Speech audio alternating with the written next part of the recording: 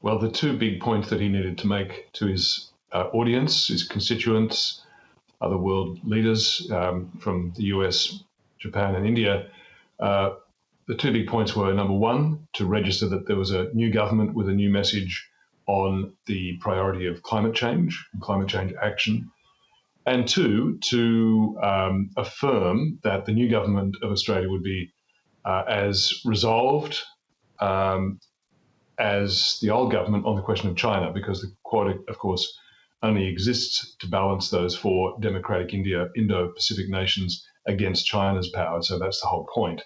And although they have a positive agenda that they put the Quad nations, the essential purpose of the gathering is a defensive one against China.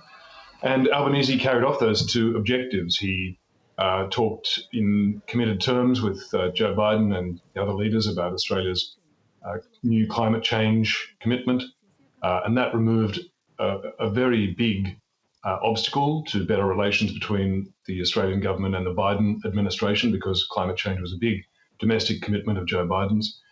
And it really unlocks Australia's diplomatic relationship now with all of the developed world, because almost all of the developed countries had a much more forthright and ambitious emissions reduction and renewable energy investment plan than Australia did. So that was one objective. And on the other, he's said all the right things.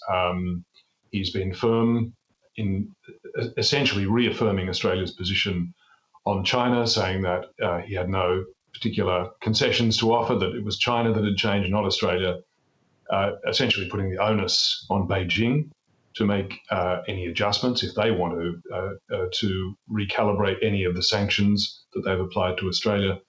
And he signed up for the economic framework that Joe Biden was launching today, the Indo-Pacific Economic Framework, so-called, which is, you'll see described in some of the media as a trade deal. It's not. There are no tariff cuts or quota reductions in the old sense of a trade liberalisation agreement. It's basically a new trade standards agreement for digital economy and supply lines and other aspects of economic life that sets a standard, a set of rules for the 13 countries that have signed up. So Australia signed up for that. China's not in it. 13 Asia-Pacific countries are. Yeah. You know, China sent a letter of congratulations. They're sort of trying to make fresh overtures to Australia. How did you read how he played that, you know, so early on in his prime ministership? Yes, I think he treated it for exactly its worth. It's a pro forma statement that any government issues when there's a newly arrived government in another country with which it has a relationship.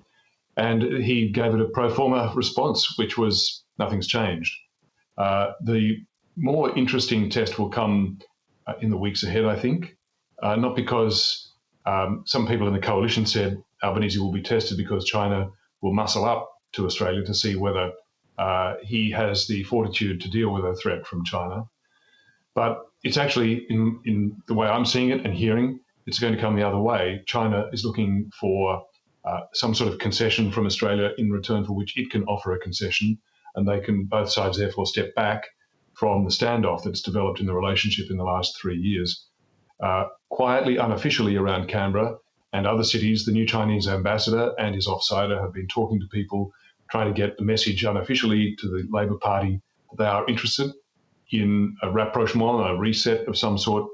I don't think the two points I'd make about that, Bev, first, it's interesting that interest is coming from the China side. There is no hint of that coming from the Australian side, either from the coalition or the Labor Party. There's no pressure, economic or political, on the new government to make any sort of concession to China. And the second point is that the underlying cause or motivation for that seems to be that China is suffering some food supply shortages, like many of the countries in the world are. They lifted a ban on Canadian canola, China did last week, just very quietly, because they need the food, they need the supplies. And that seems to be powering their overtures, quiet, private overtures in Australia to look for some potential easing of their own trade sanctions that they applied on Australia in the weeks ahead. Yeah. It was fascinating too, Joe Biden, very forthright on the question of Taiwan yesterday, but that seems to have been walked back a little as to just how much the US would militarily support Taiwan in the event of China invading. It's a funny two-step that's developed. This is the third time now with Joe Biden stating categorically that the US would defend Taiwan against attack from China. And each time his officials then try to walk it back and say, well, what the president really meant to say was there's no change in our policy and we retain a policy of strategic ambiguity. In other words, we're not going to say exactly what we do because that might provoke China and we don't want to be seen to be the provocateurs of any change in the status of the Taiwan Straits. But I don't think 3 out of 3 now, Bev, I don't think we can say it's an accident from Joe Biden. Yeah. I think he means what he's saying. It's very unequivocal and very clear. He says, yes, the US would get involved militarily in defending Taiwan. He very clearly said that's more than we've done with Ukraine, but we would be obliged to do that in the case of Taiwan, to defend it directly. And I think, although his officials might seem to be trying to soften the message, I think his target audience, which is one man, Xi Jinping, has probably received the message loud and clear. Yes, and of course, with Ukraine, things are so changed in terms of the global standing up to this kind of aggression. Yeah, two points that I'd make about that, Bev.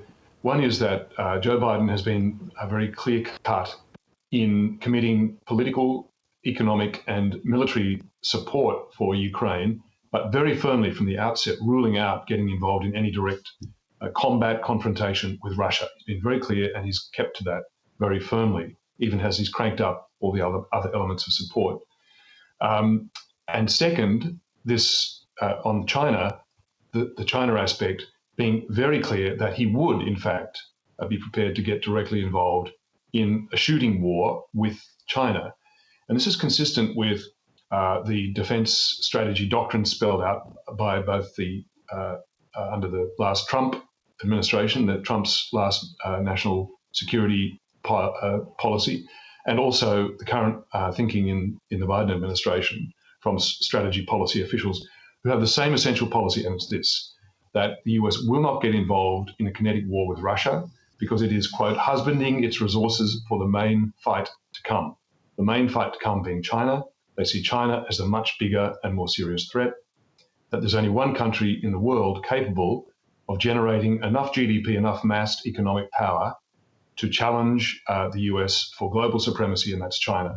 And they're keeping their eye very much on that main game. Yeah, nothing has changed on that front. Always good. Thanks so much, Peter. Pleasure, Bev.